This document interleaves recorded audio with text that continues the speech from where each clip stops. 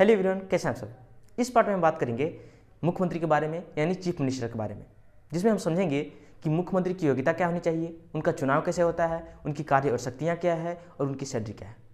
तो ये जानते हैं इस वीडियो के पार्ट के माध्यम से। सबसे पहले अगर बात करें मुख्यमंत्री, तो हमारे जो राज्य के जो हेड होते हैं वो होते हैं गवर्नर यानी कि राज्यपाल, लेकिन जो शासनाध्यक्ष होते हैं वो होते हैं हमारे मुख्यमंत्री। वहीं पे अगर हम बात करें तो मुख्यमंत्री जो कि जितने भी मिनिस्टर होते हैं उसके चीफ होते हैं, यानी कि हेड होते हैं।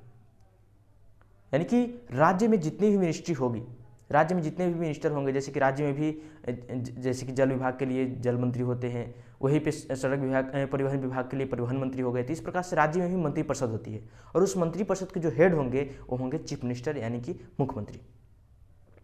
भले ही जो मिनिस्ट्री होंगे उनको शपथ दिलाने का, नॉमिनेट करने का काम जो है गवर्नर करते हैं, लेकिन चुनने का काम मुख्यमंत्री करते हैं।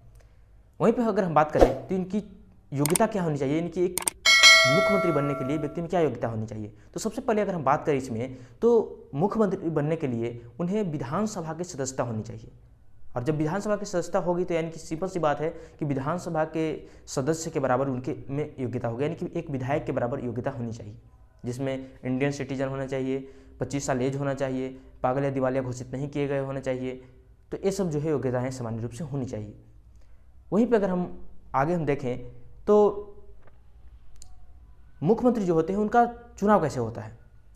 तो विधानसभा के बहुमत दल के नेता को राज्यपाल मुख्यमंत्री के पद पर नियुक्त करते हैं।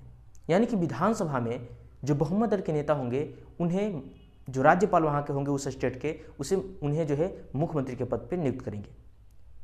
विधानसभा जो कि अगर राज्य में कहें तो राज्य में भी दो सभा होती है, विधानसभा और विधान परिषद। लेकिन विधान परिषद भारत भर में केवल 6 ही राज्यों में है, बाकी सभी राज्यों में विधानसभा है। तो विधानसभा में जो बहुमत दल के नेता होगी, जिस पार्टी का बहुमत होगा, यानी कि अगर बात करें जैसे कि बिहार में, तो बिहार में 243 सीट है विधानसभा का। वहीं पे अगर यूपी में बात करें तो वहाँ पे 403 सीट है विधानसभा का। तो उसके आधा से अधिक सीट अगर जो पार्टी लाता है, चाहे गठबंधन से या महागठबंधन से लाए, तो उसे बहुमत माना जाएगा। और उतना जो पार्टी सीट लाएगा उसे जो है जो वहाँ के गवर्नर हैं वो उसे मुख्यमंत्री के पद पर नियुक्त करेंगे, चीफ मिनिस्टर के पद पर नियुक्त करेंगे। उसके साथ साथ जो है आगे अगर हम इसमें बात करें तो उनकी कार्य शक्तियाँ क्या है, तो प्रमुख रूप से जितनी भी मिनिस्ट्री है सबको कंट्रोल करने का काम, और उससे संबंधित अगर किसी भी काम को लेकर जो है गवर्नर को जो है सुझाव देने का काम मिनिस्ट्री की तरफ से, इस तरह से जो है चीफ मिनिस्टर का प्रमुख रूप से कंट्रोल होता है पूरे राज्य पे। वहीं पे अगर हम बात करें सैलरी की, तो अलग अलग राज्यों में मुख्यमंत्री की अलग अलग सैलरी देखने को मिलता है। जैसे कि अगर बात करें तो बिहार में 2,15,000 रुपया है, वहीं पे यूपी में अगर बात करें तो 3,65,000 रुपया है। तो इस प्रकार से अलग अलग राज्यों में अलग अलग देखने को मिलता है। इसमें हमेशा सुधार होते रहता है, इसलिए एक कुछ खास तय नहीं है। तो इस पार्ट के लिए इतना ही। मिलते हैं एक नए पार्ट में फिर से। धन्यवाद।